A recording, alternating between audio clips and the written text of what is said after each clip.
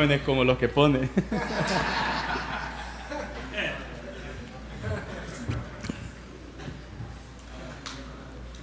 Muy bien. Lindo estar aquí y verles. Quiero hacer una observación. ¿Cuántos pastores hay aquí? Hay varios pastores. Varios pastores. Predican todos los domingos y todos los... Bien. ¿Cómo te sientes tú como pastor? Pregunto, es una pregunta un tanto retórica. ¿Me oyen allá atrás? ¿Cómo te sientes cuando tú estás predicando en medio de tu sermón? Tienes ahí a la congregación, estás predicando, quieres que la gente te oiga y alguien se pone de pie y sale. Y otro aquí y tal se pone de pie y sale. ¿Y cómo te gusta? ¿Cómo te sientes? Bien. ¿Das aplausos? Mal. No digo nada más. Al buen entendedor, pocas palabras. Pocas palabras. Hace años estuve en una conferencia de libros, precisamente en México. México lindo y querido. Y la conferencia era hasta el sábado en la mañana, como aquí.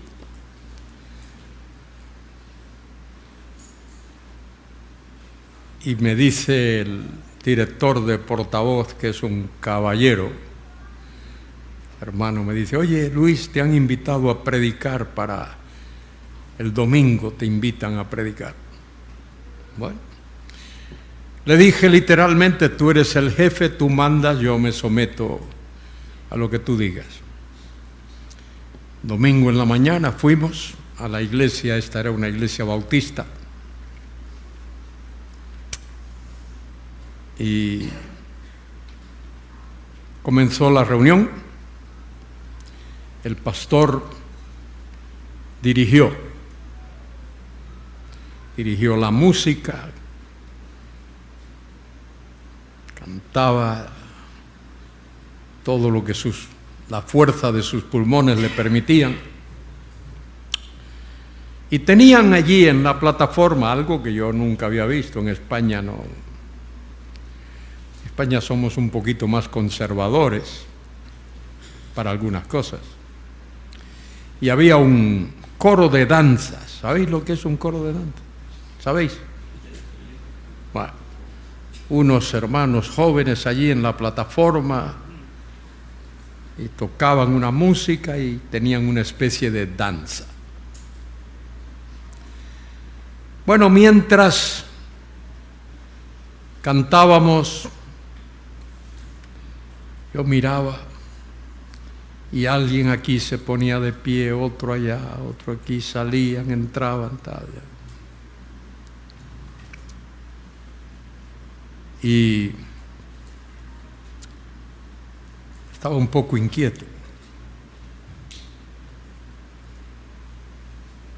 Después de todo ese preliminar que duró más de media hora, quizá una hora, toda esa parte de música y de danza duró como una hora. Cuando el pastor me presenta, yo estaba sentado así, en el segundo banco, eran bancos. Tuve que caminar el trayecto y subir a la plataforma. En ese trayecto yo creo que iba orando: Señor, ¿qué digo? ¿Qué digo?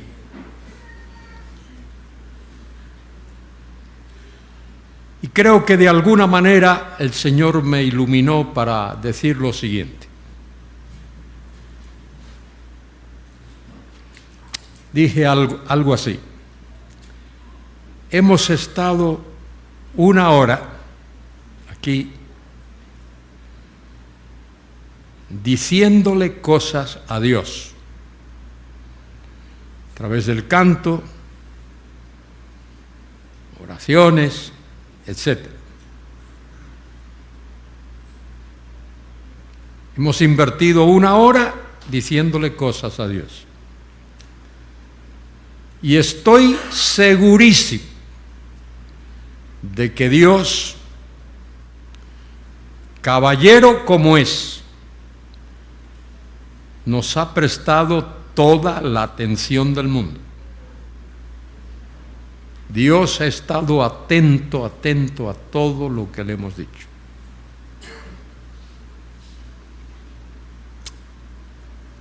Ahora Dios quiere hablarnos. ¿Seremos nosotros capaces de prestarle a Dios la misma atención que Él nos prestó a nosotros? Fue todo lo que dije. Sorpresa para mí. Nadie se movió de sus asientos. No es broma. Esto que estoy diciendo es muy serio, muy serio. No es broma. Nadie se movió, a nadie le dio ganas de ir a hacer pis. A nadie le entró sed. Y allí estuvieron. Y les hablé 1 hora, exactamente el mismo tiempo que duró el devocional. Nadie se movió. Y yo no sé si tú eres predicador o no, pastor o no, no sé quién es, quién no es, pero lo que sí sé por experiencia es que cuando hay una congregación escuchando un sermón o una conferencia o algo, y alguien se pone de pie, tiene que salir, se pierde la concentración. De alguna manera ya no hay la misma atención que había antes. Una de las cosas que todos tenemos que aprender en la vida es la disciplina. Muy importante, la disciplina. Mire, hay cosas que a mí no me gusta hacer. Hay cosas que no haría si dependiese de mí. Las hago por disciplina.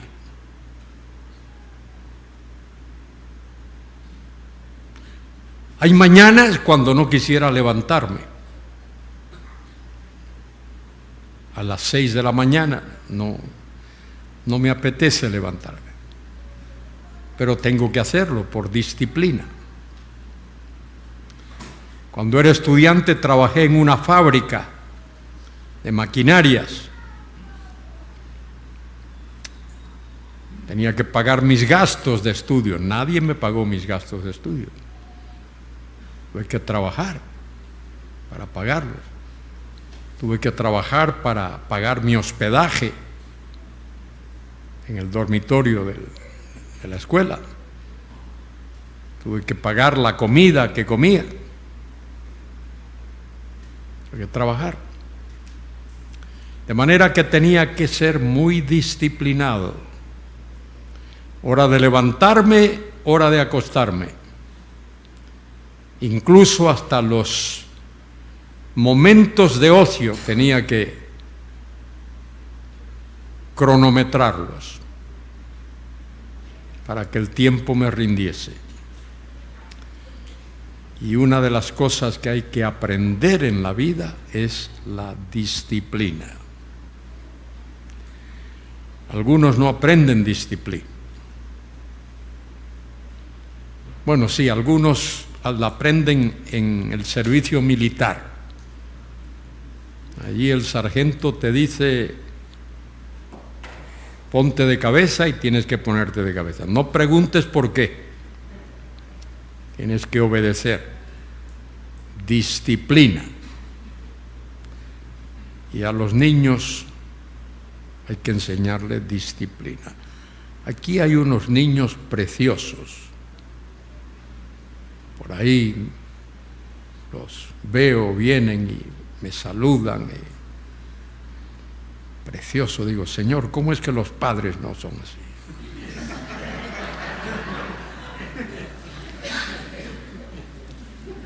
¿Cómo es que estos niños son tan guapos, tan atentos, tan preciosos?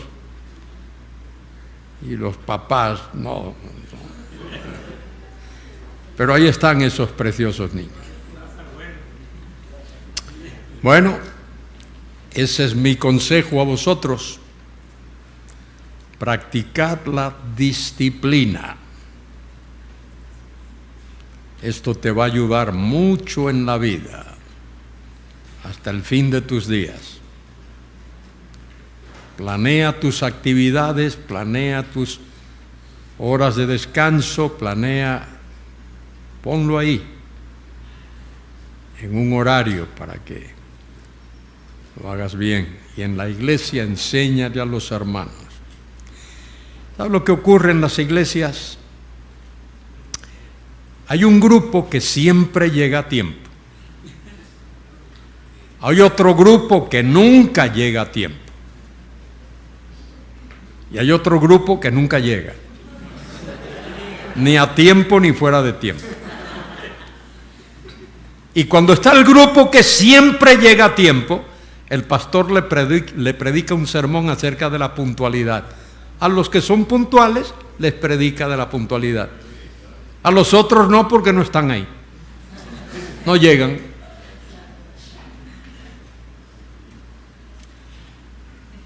Y en la iglesia hay que enseñar disciplina. Enseñarla. En la escuela dominical los maestros enseñen disciplina. Bien, esta mañana vimos dos pasajes importantes sobre este tema. Vimos y sobre el tema que estamos estudiando, Cristo en el milenio, la gloria de Cristo en el milenio. De paso, había un profesor en el CETECA. CETECA es el Seminario Centroamericano allí en Guatemala. Yo fui rector del seminario 5 años. Había un profesor, Máximo Pérez, gran hermano, gran siervo de Dios, pastor. La clase de él comenzaba a las 8 de la mañana. Él pedía esa clase. A las 8 en punto cerraba la puerta del aula. El que no llegaba no entraba. A su clase nadie llegó tarde. Y algunos pastores se acostumbran a llegar tarde. Y eso es una mala costumbre. El pastor llega tarde, le enseña a los miembros que se puede llegar tarde.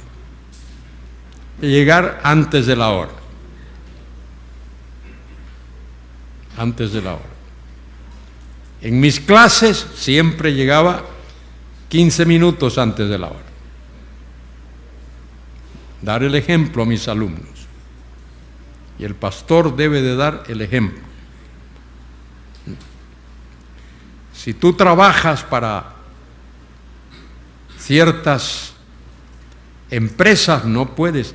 Mire, el que trabaja para la televisión, los programas por lo menos los de España, comienzan a la hora en punto. Los noticieros a las 3 de la tarde en punto, ni un segundo, ni medio segundo. Hay que llegar a tiempo. Y hay países en el mundo que premian la puntualidad, son muy puntuales. Un día en Suiza había ido a una conferencia y luego tuve que coger un transporte público para ir a la estación del tren. Y me dijeron, el tren sale a las 15 horas 2 segundos. Bueno, llegué a las 15 horas. Y cuando estoy allí con mi equipaje, veo a alguien y le pregunto, este es el tren, súbase que ya se va. Y no espera a nadie. Los suizos se caracterizan por esa puntualidad. Por eso cuando tú compras un reloj suizo, has comprado algo bueno, porque esos relojes son muy serios, muy puntuales. Muy bien. Esta mañana vimos Isaías 40 y el Salmo 72 y luego hablé sobre los 2 capítulos del libro de Daniel, capítulo 2 y capítulo 7, que hablan de, ¿cuál es el tema? Los tiempos de los gentiles, que es el tiempo cuando Dios soberanamente y judicialmente aparta a Israel y coloca a los gentiles para que gobiernen los asuntos del mundo. Ya veis, estos queridos hermanos, no se sientan ofendidos, pero fíjense, vosotros acabáis de llegar hace 5 minutos que comenzamos. Ahora cuando entrasteis todo el mundo a mirar porque llegasteis. Esa es la importancia de llegar a tiempo. No os sintáis ofendidos, que estuve hablando acerca de eso. Pero es eso así. Alguien entra ahora o alguien se pone en pie y sale, se despista. La atención, hay un dicho que uno estudia en la ciencia de la educación, dice, para atender hay que desatender. Para prestarle atención a algo, tú tienes que dejar de prestar atención a un montón de cosas. Y si algo te aparta tu atención, ya te desconcentras, porque así es nuestra estructura mental, así es como pensamos y así es como somos. Entonces, por eso la disciplina es tan importante, muy importante. Bien, por poco pierdo el tren para el aeropuerto. Allá en Suiza, porque el tren sale a la hora exacta, ni medio segundo más ni medio segundo menos, a la hora. Y no es, espérame que ahí voy, no, ahí no se espera a nadie, no se espera a nadie. Bien, el libro de Daniel es el libro profético más importante que hay, libro profético que tiene que ver con cuestiones escatológicas futuras. No hay libro más importante que el libro del profeta Daniel. Y es tan preciso Daniel, que es el libro que la alta crítica intenta demoler, destruir, quitarlo de su sitio. Libro de Daniel. Ningún libro de la Biblia ha recibido más crítica que el libro de Daniel. La mayor parte de la crítica dice, Daniel no escribió ese libro. Ese libro lo escribió un impostor. Daniel no fue escrito en el año 525 antes de Cristo. Daniel fue escrito por el año 168 al 171 antes de Cristo. No fue Daniel el que lo escribió, Daniel histórico. Pero eso es lo que la crítica dice. Cristo se refirió a Daniel y lo llamó el profeta Daniel. En ningún otro sitio de la Biblia se dice que Daniel es profeta. Solo allí en Mateo 24:15, cuando Cristo dice, cuando veáis en el lugar santo la abominación desoladora de la que habló el profeta Daniel. Entonces Cristo nos certifica que Daniel era profeta. De paso, en el Antiguo Testamento había dos clases de profetas. Había profetas que Dios designó profetas. Esa era su ocupación. Desde que se levantaban hasta que se acostaban, esa era su ocupación. Ese era su trabajo. Isaías era profeta.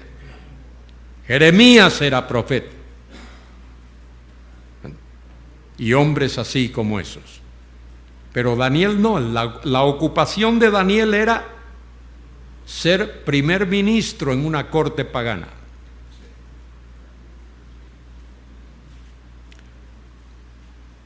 Entonces había profetas que Dios le dio el don, pero al mismo tiempo lo designó como profetas. Esos eran profetas por llamamiento. Dios los llamó a ser profetas y de eso se ocupaban. Hubo otros que eran profetas porque tenían el don, pero no se dedicaban a eso. Daniel se dedicaba a ser primer ministro en la corte de Nabucodonosor y de otros malvados del reino de Babilonia. ¿Qué otro fue profeta sin? Bueno, Dios llamó a Amós, pero por ejemplo, Esdras y Nehemías. Nehemías era el copero del rey. No es que Dios lo llamó para que dejase otra cosa y se dedicase a ser profeta. No, Amós, Dios le dijo, deja tu ocupación en el campo, donde fuese, y dedícate a ser profeta. Pero Esdras y Nehemías no. ¿Quién más era profeta que no era profeta de ocupación?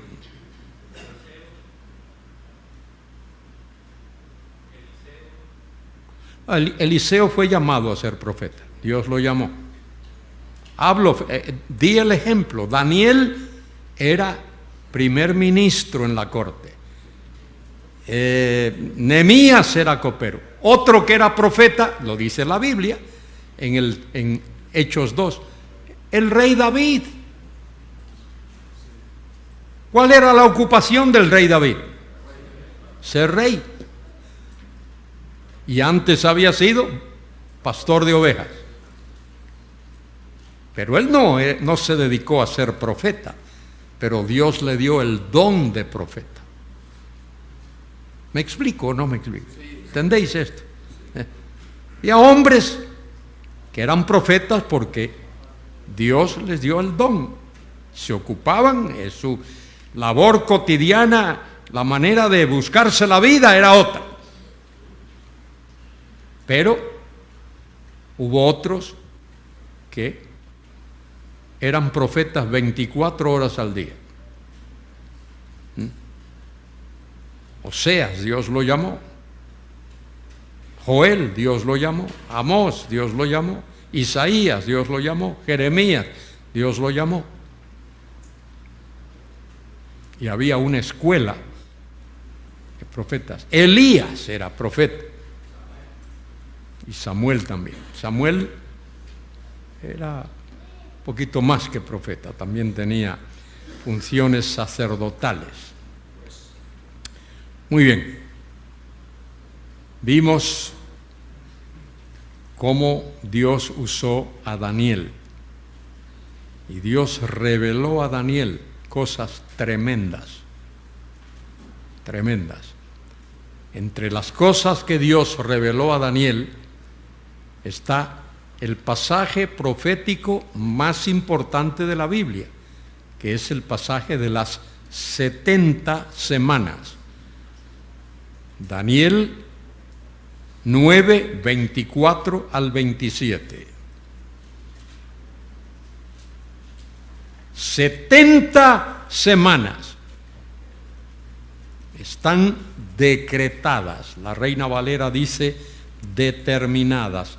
La palabra es decretadas. Dios decretó 70 semanas. Y esas semanas eran semanas de años.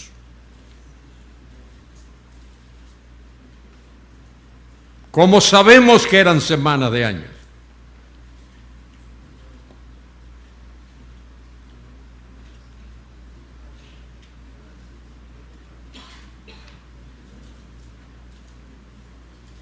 Nadie sabe cómo sabemos por qué eran semanas de años. Bueno, para comenzar, si no son semanas de años, serían semanas de días, porque no conocemos otra forma. Si fueran semanas de días, 490 días es un año y un poquito más. Y las cosas que Dios dice que tendrían lugar en esas 70 semanas no podían realizarse en un año y un poquito. 400, un año normal tiene 365 días. Entonces, esas cosas no podrían. Pero ¿cómo sabemos que eran semanas de año? Bueno, como veo que estáis un poquito así, vamos a ir a las Escrituras. Vamos a ir al libro del Levítico.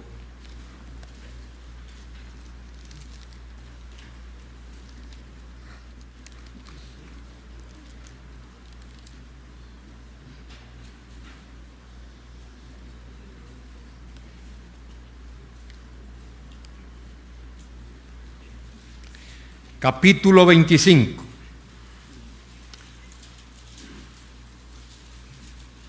¿Cuántos, aunque sea una vez en la vida, te has leído ese capítulo? ¿Cuántos de aquí? Por lo menos una vez te has leído. Hay varios. ¿Cuántos aquí, digan sin vergüenza, cuántos nunca han leído ese capítulo? No te dé pena. Aquí veo un hermano y allá veo otro que nunca han leído ese capítulo. Bueno, vamos a leer parte de ese capítulo. Jehová habló a Moisés en el monte de Sinaí, diciendo: habla a los hijos de Israel y diles: cuando hayáis entrado en la tierra que yo os doy, la tierra guardará reposo para Jehová. 6 años sembrarás tu tierra, 6 años podarás tu viña y recogerás su fruto. Pero el 7º año la tierra tendrá descanso, reposo para Jehová, no sembrarás tu tierra ni podarás tu viña. Lo que de suyo naciere en su tierra segada, no lo segarás, y las uvas de tu viñedo no vendimiarás. Año de reposo es para la tierra. Mas el descanso de la tierra te dará para comer a ti y a tu siervo, y a tu siervo, a tu criado, a tu extranjero que morare contigo, y a tu animal y a tu bestia que hubiere en tu tierra. Será todo el fruto de ella para comer. Versículo 8. Míralo, léelo, márcalo. Y no me digas otra vez en tu vida que tú no sabías que esto existía. Mira lo que dice ahí, versículo 8. Y contarás, ¿qué? 7 ¿qué? Entonces hay semana de años. Quizá para los hondureños no hay semana de años. Y para los gallegos tampoco allá tenemos semana de año. Pero para la cultura bíblica sí hay semana de año. Ahí lo dice, míralo ahí. Y contarás 7 semanas de año. 7 veces 7 años, de modo que los días de las 7 semanas de años vendrán a ser 49 años. Entonces Israel estuvo cautivo en Babilonia 70 años. Y la cosa tiene que ver con eso. 70 años.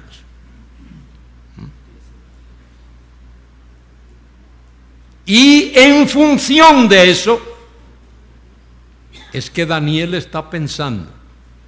Daniel está pensando en función de años, no de días, de años. Eso es importante entenderlo. Y por eso en ese capítulo 9 de Daniel, cuando está hablando desde el versículo 24 en adelante, Daniel capítulo 9, versículo 24.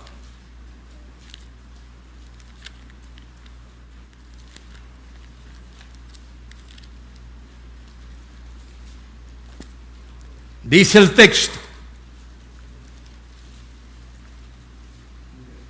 70 semanas están determinadas. Determinadas es decretadas, designadas por Dios. 70 semanas están determinadas sobre ¿quién? ¿Cuál pueblo? Ese era el pueblo de Daniel. Cuando Dios le dice tu pueblo, Él no está pensando en otro pueblo que no sea Israel. Y sobre tu santa ciudad. ¿Cuál santa ciudad? Jerusalén. Daniel no está pensando en ninguna otra cosa. Y ahí le da 6 cosas que Dios va a hacer en 70 semanas de año.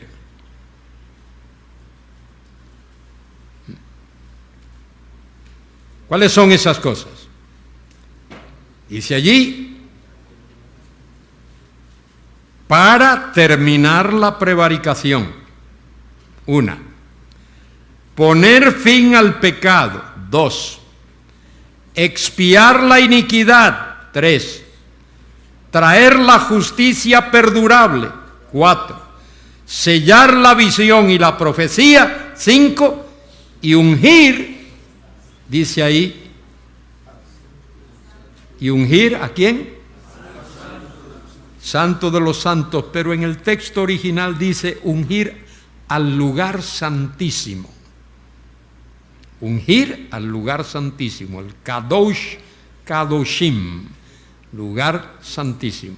Dios dice que Él ha decretado 70 semanas de años para realizar esas 6 cosas.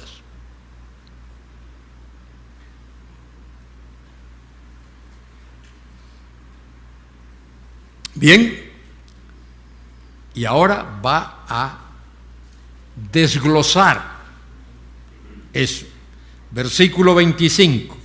Sabe pues y entiende que desde la salida de la orden,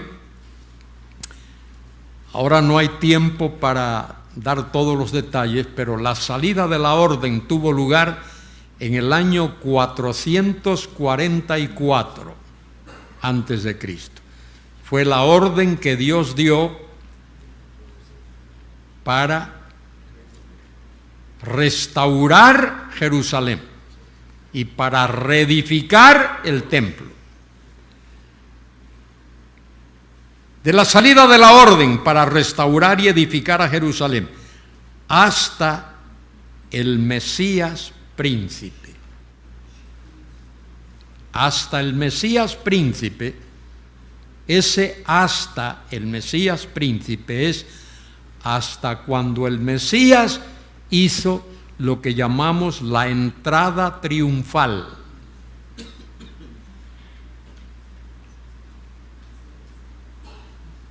La entrada triunfal de Cristo en Jerusalén. Si usted busca en su Biblia, es más, sería bueno que lo buscase ya ahora. Zacarías 9:9.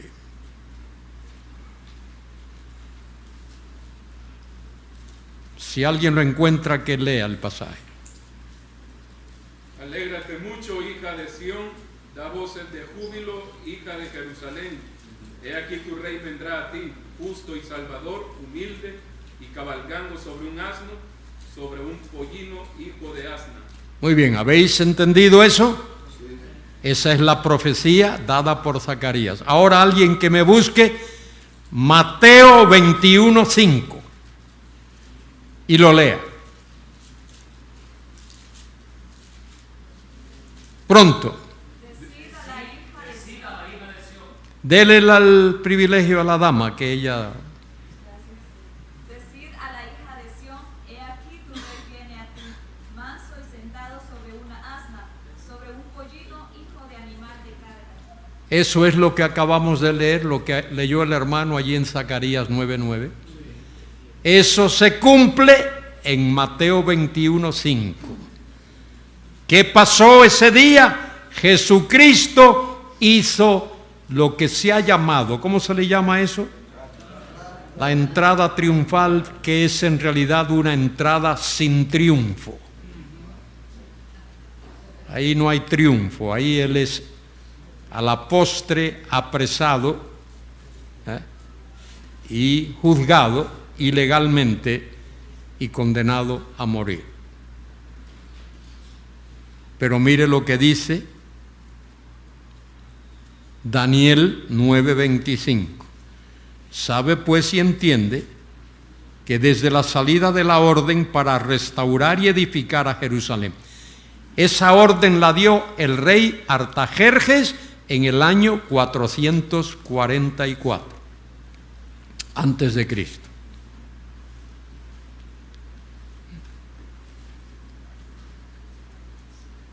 Hasta el Mesías príncipe. El día cuando el Mesías príncipe, acabamos de leer los dos pasajes, Zacarías 9:9, Mateo 21:5, el Mesías príncipe se presenta a los hijos de Israel, entra en la ciudad de Jerusalén y les dice: yo soy vuestro Mesías, soy vuestro rey. Mire, si la nación de Israel hubiese recibido al Mesías, hay un autor que dice, si la nación se hubiese arrepentido 24 horas, el reino hubiese sido establecido en ese momento. ¿Qué hizo la nación? Rechazó al Mesías. El Sanedrín representaba a la nación.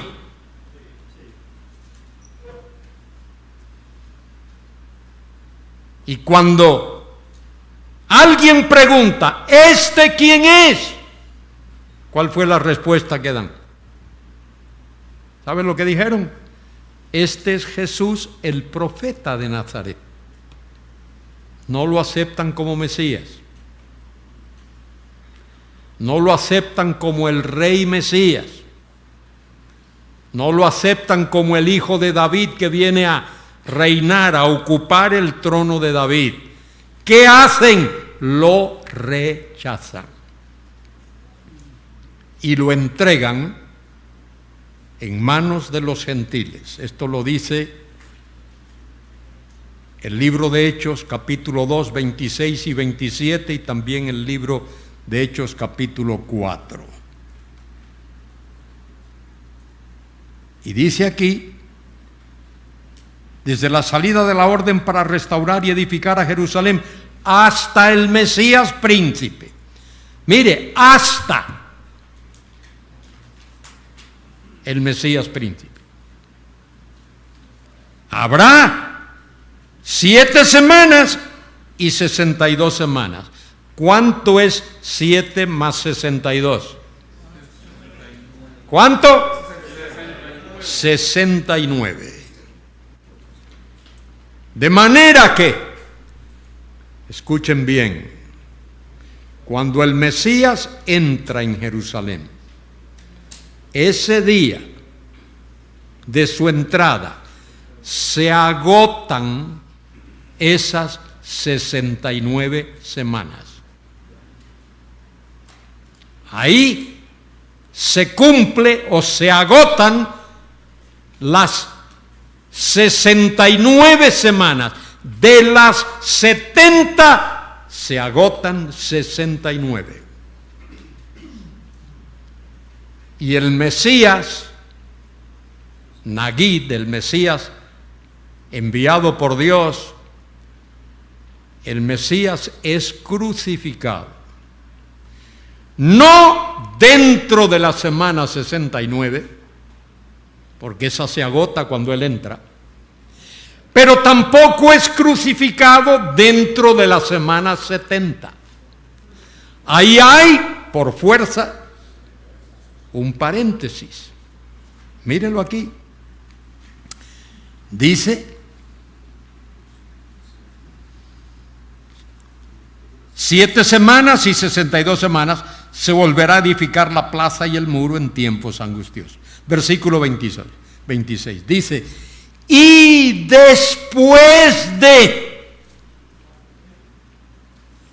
no dentro de, sino después de las 62 semanas. Si cuentas las 7 primeras, 7 más 62 son 69. Después de las 69 semanas, mire lo que ocurre: se quitará la vida al Mesías, mas no por sí. ¿Qué significa eso de mas no por sí? ¿Qué significa mas no por sí? Bueno, si uno lo lee así en castellano, uno diría, bueno, eso significa que el Mesías se suicidó. ¿Se suicidó el Mesías? No. Que él algo. Bueno, para ahorrar tiempo, la expresión mas no por sí es una figura de dicción que significa literalmente no tendrá nada. Cero. No habrá conseguido nada.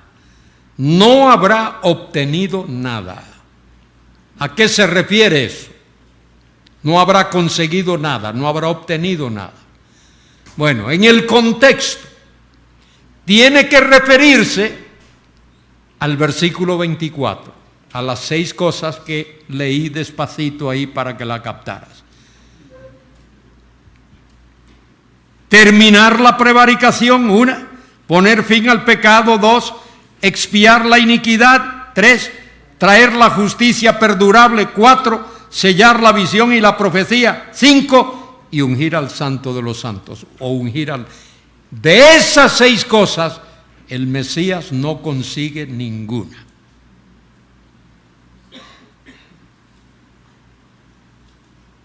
Raro, ¿verdad? Bueno, si tú lo lees en su contexto, no es tan raro. A ver, ¿cómo comienza el versículo 24? Por eso he hablado de hermenéutica aquí. Hay que interpretar un pasaje en su contexto. ¿Qué dice el versículo 24? 70 semanas están determinadas sobre quién, tu pueblo, y sobre quién más, tu santa ciudad. Esas 6 cosas, en lo que respecta al pueblo de Daniel y a la santa ciudad de Daniel, ninguna de esas 6 se consigue. Cuando se agotan las 69 semanas. ¿Qué es lo que pasa? ¿Qué es lo que pasa? ¿Sabe lo que pasa? Mire lo que pasa. Mire lo que pasa. Versículo 27. ¿Qué dice? ¿Qué dice el versículo 27? Y por otra semana. Momentito, no. Paco peco, poco pico, poco a poco. Ve despacio. Por eso es que no entendemos la Biblia muchas veces, porque apretamos el acelerador. Y ¿cuántas semanas se han cumplido? ¿Cuántas faltan? Entonces hay que prestar atención. Ese y por otra significa, y está así en el texto original, y por una semana. 69 más una, 70. Hasta que no se agoten las 70 semanas, Israel no habrá conseguido, Israel como nación, no habrá conseguido ninguna de esas 6 cosas. Israel como nación. Hay judíos individuales que se han convertido, gloria a Dios. Gloria a Dios, y forman parte de la iglesia. Pero aquí está hablando de la nación de Israel. Mire lo que dice, y por otra semana confirmará. ¿Quién confirmará? El anticristo. ¿Sí? Diría alguno, ¿sí? No, mire lo que dice. Y por otra semana confirmará el pacto con muchos. ¿Quién confirma? Mire el contexto. ¿Quién confirma? El príncipe Mesías que viene.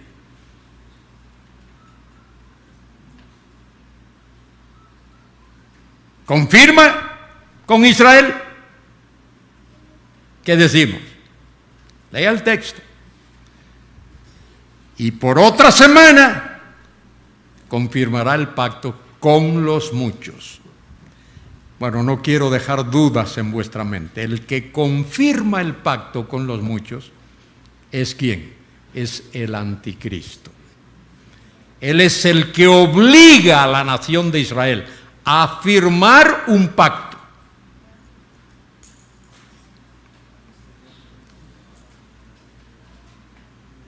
Dice ahí, confirmará, la idea es obligará, forzará.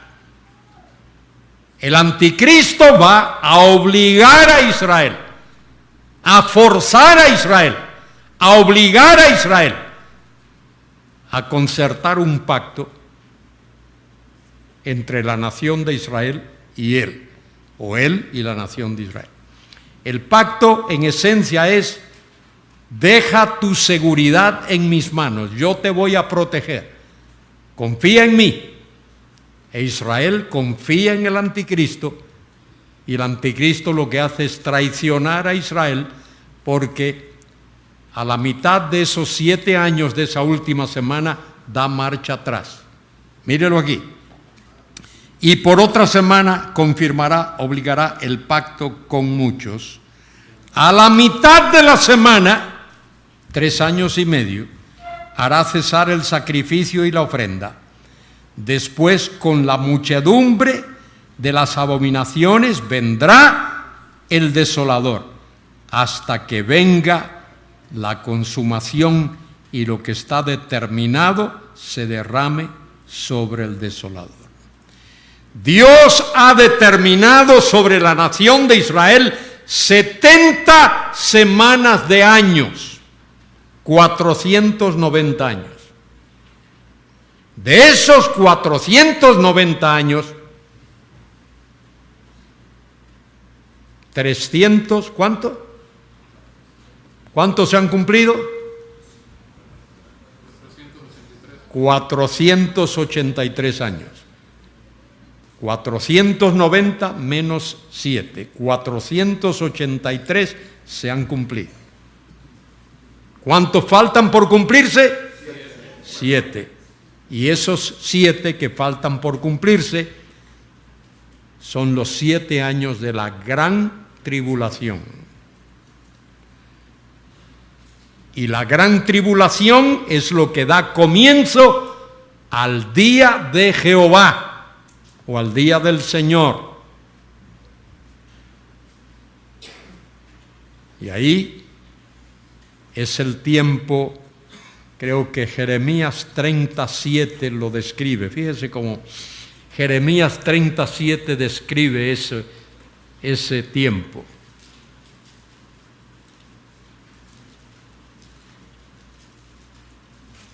¿Alguien lo lee?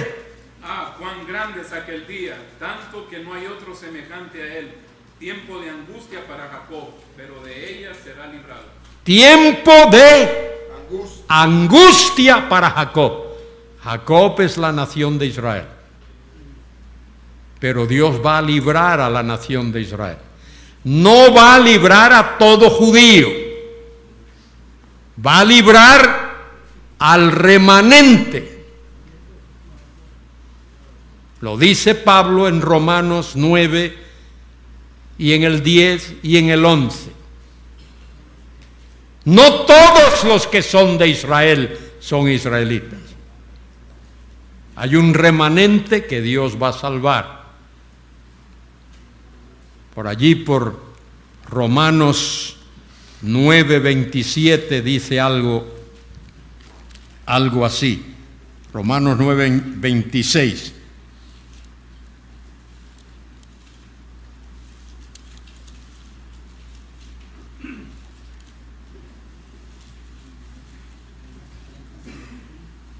Y en lugar de donde se le dijo, vosotros no sois pueblo mío, allí serán llamados hijos de Dios.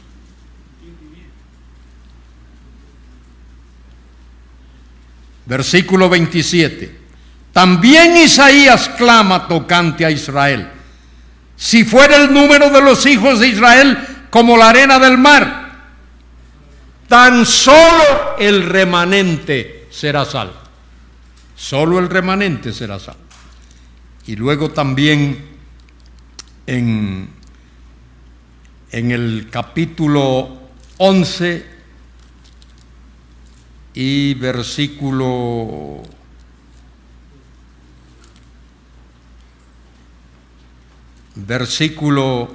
26. Y luego, ¿qué? Todo Israel será salvo. Muy bien. Todo Israel ahí equivale al remanente. Todo Israel equivale al remanente. Porque eso es los que quedan. Después, a mí me cuesta trabajo hablar cuando hay alguien más que habla. No puedo hablar. Si alguien tiene algo que decir, levante la mano y yo le cedo el tiempo. No hay problema, no me causa problema. Pero cuando uno habla, los demás callan. Bien, el otro texto que quería enseñaros está en el profeta Zacarías. Zacarías, capítulo 13.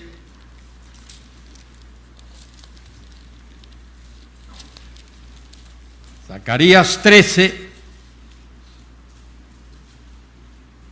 y versículo 8. Mire lo que dice ahí. Y acontecerá en toda la tierra, dice Jehová, que las 2/3 partes serán cortadas en ella.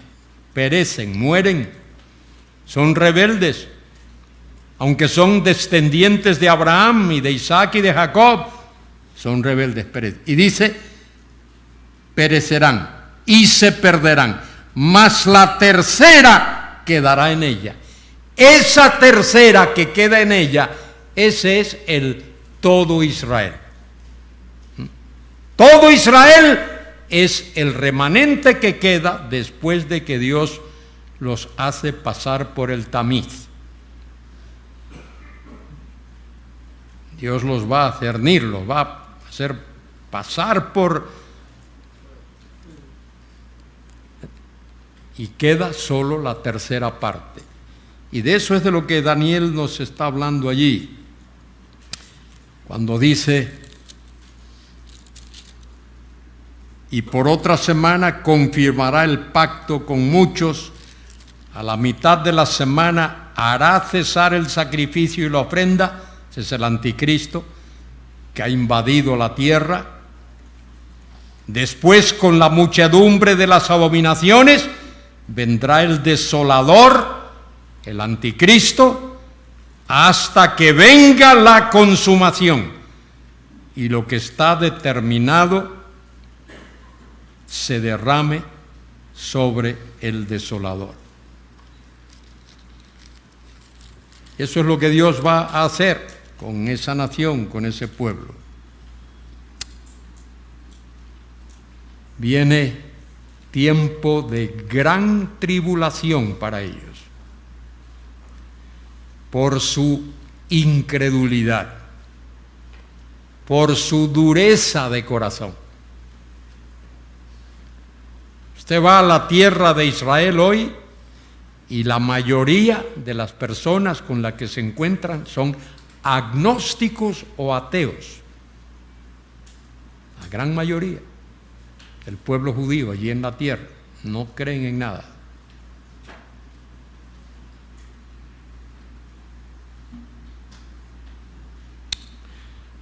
Bien, alguien me preguntó si íbamos a tener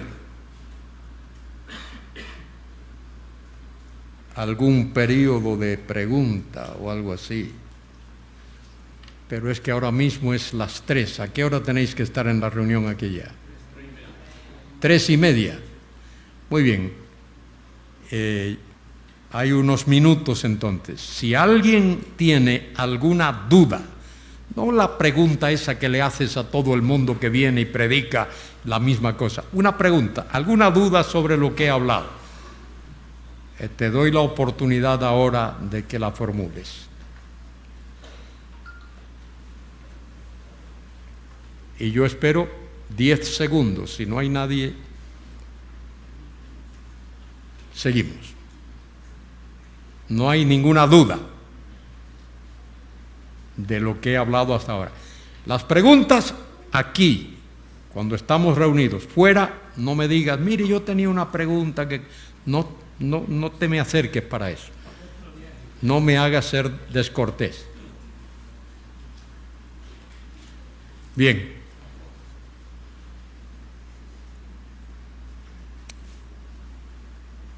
Decía hace un ratito que el libro de Daniel es profecía tremenda. Y es por eso que la crítica arremete contra este libro. No quiere saber del libro de Daniel.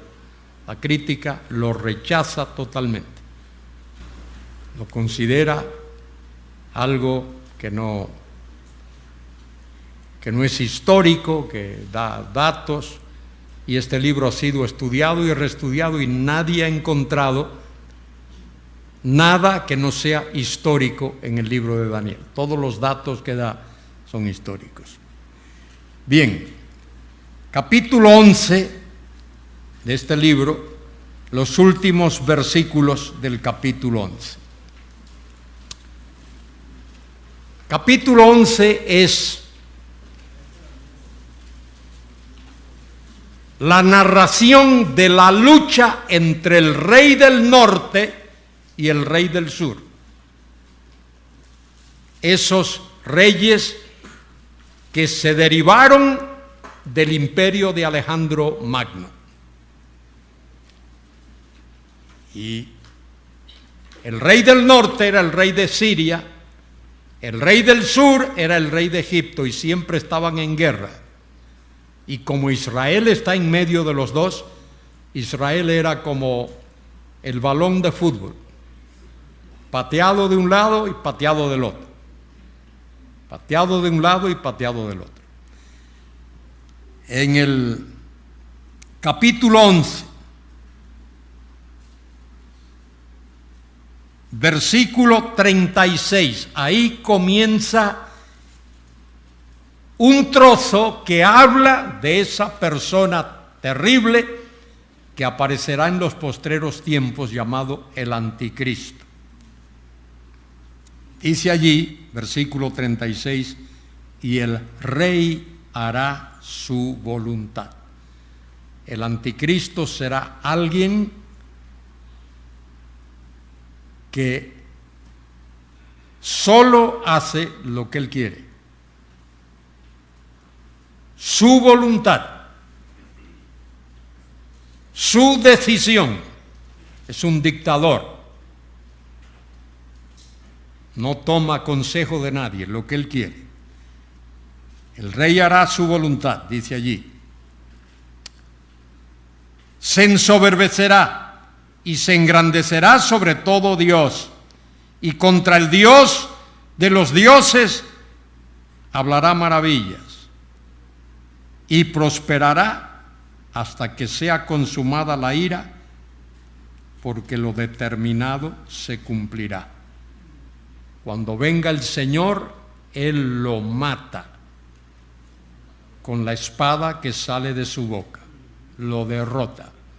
De esto habla Apocalipsis capítulo 13. Del Dios de sus padres no hará caso, ni del amor de las mujeres. Esa es una frase un poco enigmática. Algunos han dicho, ¿qué será este, un homosexual o qué será? No se sabe, particularmente hoy día cuando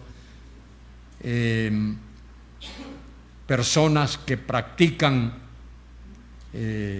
esa cultura, que tienen esa práctica, pues están metidos en todos los estamentos de la sociedad.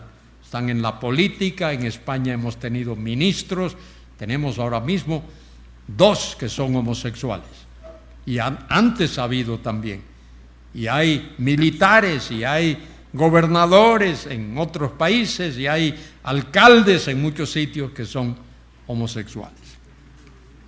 Bueno, dice aquí, del amor de las mujeres que no hará caso, ni respetará a Dios alguno, porque sobre todo se engrandecerá, mas honrará en su lugar al Dios de las fortalezas, Dios que sus padres no conocieron. Lo honrará con oro y plata, con piedras preciosas y cosas de gran precio. Algunos me preguntan muchas veces, ¿el Anticristo será un judío? Yo no sé. Sé que procederá del Imperio Romano, de lo que fue el Imperio Romano. Ahí lo dice en el capítulo 9, no sé si os disteis cuenta cuando leíamos en el capítulo 9, que habla del Anticristo, dice el príncipe que ha de venir. El príncipe que ha de venir destruirá la ciudad y el santuario. El príncipe que ha de venir destruirá la ciudad y el santuario. Bueno, el pueblo que destruyó la ciudad y el santuario fue el Imperio Romano. De manera que el príncipe que ha de venir saldrá de lo que en su tiempo fue y será el Imperio Romano. Si es de raza judía, no sé. Pero lo más probable es que sea un gentil. Porque Cristo dice, yo he venido en el nombre de mi Padre y no me recibís, otro vendrá en su propio nombre y a él recibiréis. De manera que lo más probable es que sea un gentil. Pero no te puedo decir, no te lo puedo asegurar. Bien, versículo 39 del capítulo 11 dice, con un Dios ajeno se hará de las fortalezas más inexpugnables y colmará de honores a los que le reconozcan y por precio repartirá la tierra. La tierra se refiere a la tierra de Israel. de manera que este individuo tendrá tanto poder que podrá repartir la tierra que Dios dio a la simiente de Abraham. Ahora dice versículo 40, pero al cabo del tiempo, el rey del sur contenderá contra él, y el rey del norte se levantará contra él. Rey del sur, sur de Israel. Rey del norte, al norte de Israel. Dos áreas de poder que existirá en los postreros días. Y el rey del norte se levantará contra él como una tempestad, con carros y gente de a caballo y muchas naves, y entrará por las tierras e inundará y pasará. Entrará a la tierra gloriosa es la nación de Israel. Y muchas provincias caerán, mas éstas escaparán de su mano. Edom y Moab, y la mayoría de los hijos de Amón. Eso tiene que ver con lo que hoy es Jordania. Extenderá su mano contra las tierras y no escapará el país de Egipto. Y se apoderarán de los tesoros de oro y de plata y de todas las cosas preciosas de Egipto. Y los de Libia y de Etiopía les seguirán. Y ahora viene esto muy significativo. Pero noticias del oriente y del norte. ¿Cuáles son las noticias del oriente? Según Apocalipsis 16, que se aproxima, se acerca un ejército de millones de soldados que viene del oriente, de la China, de Japón, de todos esos países orientales. Noticias del oriente y del norte. ¿Y qué noticias del norte lo atemorizan? Que el rey del norte, que seguramente se refiere a Rusia y a sus aliados, el ejército de ellos es destruido y no se sabe quién lo destruye. Eso lo leemos en Ezequiel 38 y 39. Allí se describe eso. Y eso lo atemoriza. ¿Quién destruye al rey del norte? Él dice, yo no lo hice. ¿Quién sería? Y eso lo atemoriza. Y lo atemoriza también el hecho de que viene una invasión del oriente, del este, de los países asiáticos. Recordad que el anticristo será el cabeza del occidente, de las naciones del oeste. Algo así como lo que hoy se llama la Unión Europea, de los que forman parte Alemania y Francia, Italia, España y otros países más. Lo que fue el antiguo imperio romano. Bueno, estos vienen. Noticias del oriente y del norte lo atemorizarán. Y saldrá con gran ira para destruir y matar a muchos. Y plantará las tiendas de su palacio entre los mares, y seguramente eso tiene que ser el mar Mediterráneo, y el monte glorioso y santo. Eso tiene que ser la ciudad de Jerusalén. Mas llegará a su fin y no tendrá quien lo ayude. ¿Por qué? Porque es ahí cuando el Mesías viene con poder y gloria. Eso es lo que Mateo 24 dice. Mateo 24, 19, cuando aparece la señal del Hijo del Hombre en el cielo. Mateo capítulo 24 y versículo 29. Por ahí dice el texto: e inmediatamente después de la tribulación de aquellos días, el sol se oscurecerá, la luna no dará su resplandor, y las estrellas caerán del cielo, y las potencias de los cielos serán conmovidas. Entonces aparecerá la señal del Hijo del Hombre en el cielo, entonces lamentarán todas las tribus de la tierra y verán al Hijo del Hombre viniendo sobre las nubes del cielo con poder y gran gloria. ¿Por qué se lamentan las naciones? Se lamentan porque Él viene, porque no quieren que Él venga. Las naciones de la tierra no quieren que Él venga. Los dirigentes de las naciones, presidentes y reyes y jefes militares, no quieren que Él venga. Porque cuando Él venga, se les acabó. Ya no tendrán. Mire, en casi todas las naciones, no todas, pero en la mayoría, ¿quiénes operan el tráfico de droga? ¿Quiénes? ¿Sabes quiénes? Los militares. Aquí en Honduras, ¿quién controla el tráfico de droga? Los militares hondureños. Y en Guatemala, ¿quién? Igual. Y en El Salvador, igual. Y en los demás países lo mismo. Y no he leído de esto en España, pero no me sorprendería que también hubiese algunos.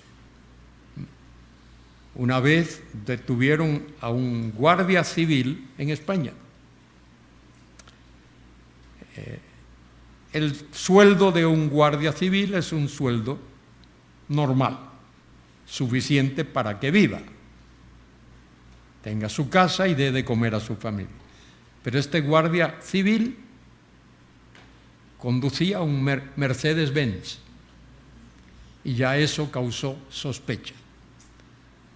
Mercedes-Benz es uno de los coches más caros en todo el mundo. Es posiblemente el mejor, pero es de lo más caro. Y este individuo, las autoridades comenzaron a sospechar y a vigilarlo, porque no podía ser que con lo que él ganaba pudiese tener un Mercedes-Benz, coche sino de lujo, por lo menos de bastante cerca al lujo. Y efectivamente descubrieron que estaba metido en el tráfico de drogas. Y eso ocurre en todos los países, no hay excepción, porque el dinero es diabólico. Dinero corrompe a la gente. Dinero corrompe. La gente ve el dinero y abre los ojos y la mente comienza a funcionar y te convencen. Entonces eso es esto que dice aquí, que entonces apareció la señal del Hijo del Hombre en el cielo. Entonces lamentarán todas las tribus de la tierra. Lamentarán no porque anhelan que Él venga, todo lo contrario, lamentarán porque Él viene. Lamentarán porque Él viene. Fíjese, la misma cosa, dicho con otras palabras, allí en el Apocalipsis capítulo 6. En el Apocalipsis capítulo 6 describe lo que ha de ocurrir justo cuando termina la primera parte de la gran tribulación. Al final de la gran tribulación. Mire lo que dice allí. Versículo 12 del capítulo 6 de Apocalipsis. Miré cuando abrió el sexto sello, y aquí hubo un gran terremoto, y el sol se puso negro como tela de cilicio, y la luna se volvió toda como sangre, y las estrellas del cielo cayeron sobre la tierra como la higuera deja caer sus higos cuando es sacudida por un viento, por un fuerte viento. Y el cielo se desvaneció como un pergamino que se enrolla, y todo monte y toda isla se removió de su lugar. Y ahora mire la reacción Esto es lo que la gente ha de ver. Ve todo eso. Tremendos fenómenos. Algo insólito, algo no visto jamás. Mire la reacción de la gente. Versículo 15. Y los reyes de la tierra, y los grandes, los ricos, los capitanes, los poderosos, y todo siervo y todo libre, se escondieron en las cuevas y entre las peñas de los montes. Y decían a los montes y a las peñas, ¿qué les decían? Caed sobre nosotros y escondednos del rostro de aquel que está sentado sobre el trono y de la ira del Cordero. ¿Cómo es que esa gente no se vuelve a Dios? Cuando ve esos fenómenos, esas cosas terribles que han de tener lugar, ¿por qué no caen de rodilla y le dicen a Dios, ten misericordia de nosotros, perdónanos? Nos arrepentimos. Mire lo que hacen. Miren lo que hacen. Decían a los montes y a las peñas, caed sobre nosotros y escondednos del rostro de aquel que está sentado sobre el trono y de la ira del Cordero. Y mire si saben, no son ignorantes, dice, porque el gran día de su ira ha llegado. Saben que eso que está ocurriendo es la ira de Dios. Mire, Señor, el que no quiere creer, no quiere creer. Y no hay quien le haga creer. No hay quien le haga creer. Por mucho que le digas y le expliques, cierra su mente. ¿Por qué le habló Cristo en parábolas a aquellos judíos? Porque habían oído tanto y tanto y tanto y tanto y no habían creído que el Señor tuvo misericordia de ellos y les habló en parábolas para que oyendo no oyesen y viendo no entendiesen, para que no tuviesen mayor condenación. Entre más alguien oye y oye y oye, si no acude a Dios, mayor será su condenación. Así será. Y esto es lo que tenemos aquí. El gran día de su ira ha llegado. Y fíjese cómo termina el capítulo 6, ¿cómo termina? ¿Cómo termina?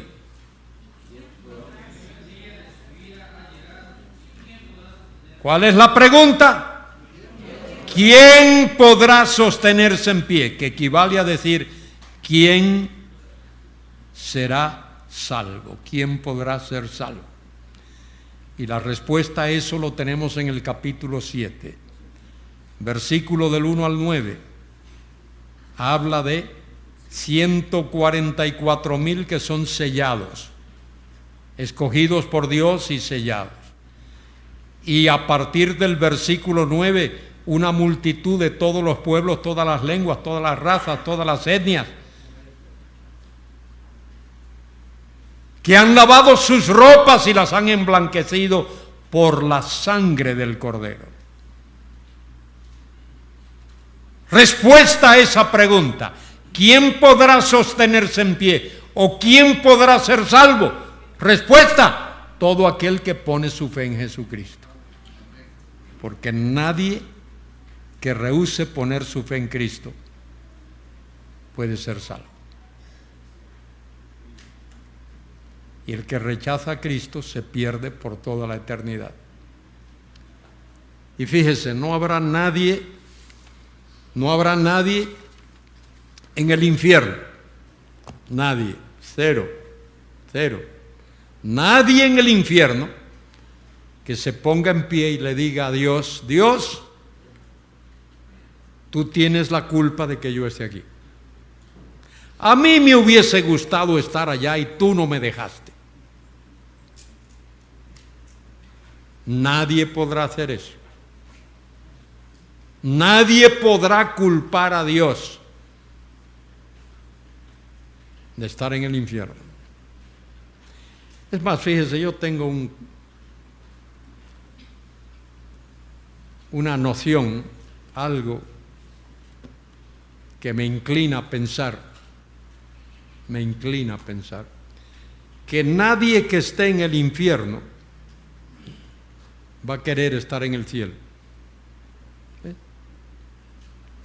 Que está allí, que va a estar padeciendo, sufriendo todo.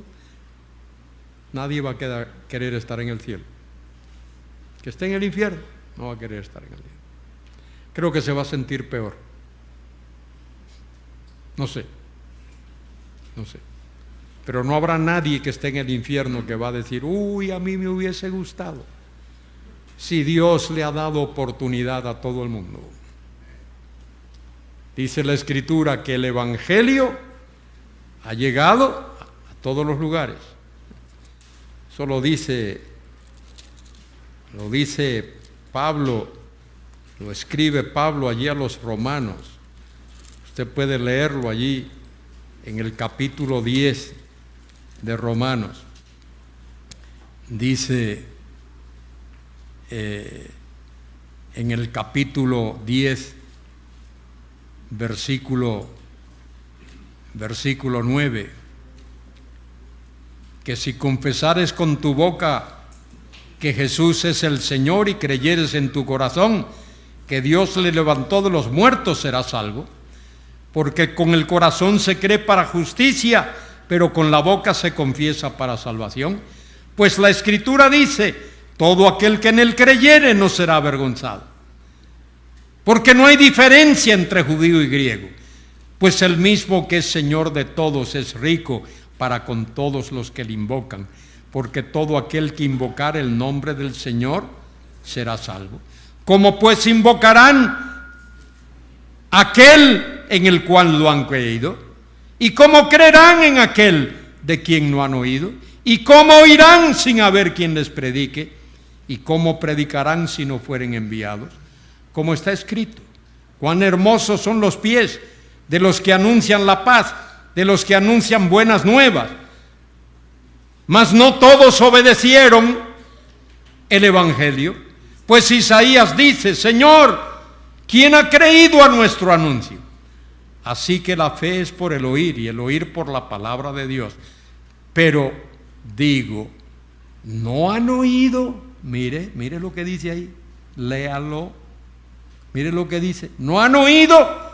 Antes bien, oiga lo que dice, por toda la tierra ha salido la voz de ellos, y hasta los fines de la tierra sus palabras. Tremendo.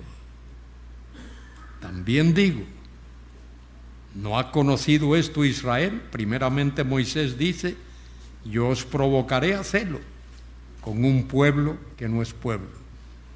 Con pueblo insensato os provocaré a ira. E Isaías dice resueltamente, fui hallado de los que no me buscaban, me manifesté a los que no preguntaban por mí. Pero acerca de Israel dice, todo el día extendí mis manos a un pueblo rebelde y contradictor. Dios ha tenido misericordia del mundo y lo sigue teniendo, la sigue teniendo. Dios ha tenido misericordia del mundo y la sigue teniendo. Dios pudo haber destruido este mundo totalmente y haber comenzado una raza nueva, pero era su propósito, su plan original,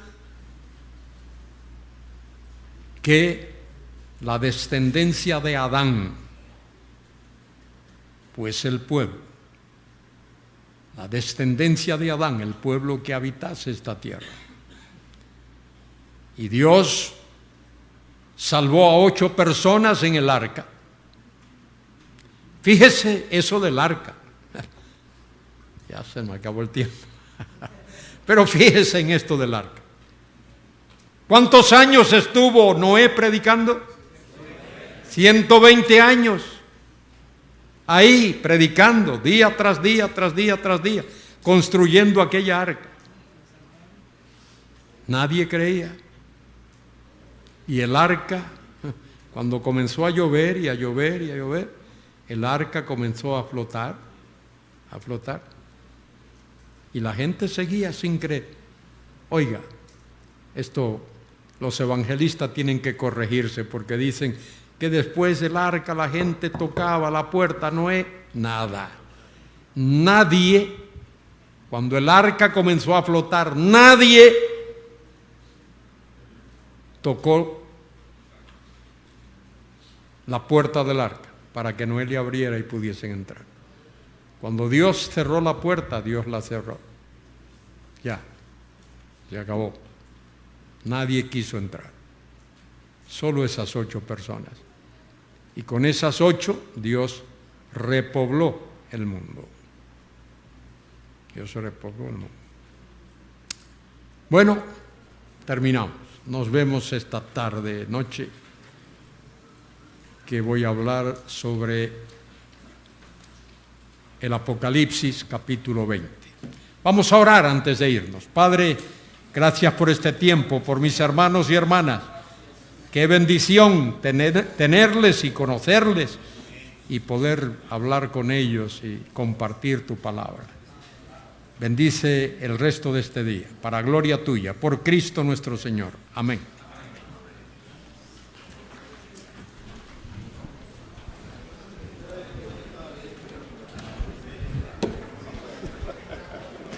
¿Cómo estás tú? Gracias, gracias. Qué gusto verte. El gusto es mío. Qué gusto verte. Hermanos, solamente les recuerdo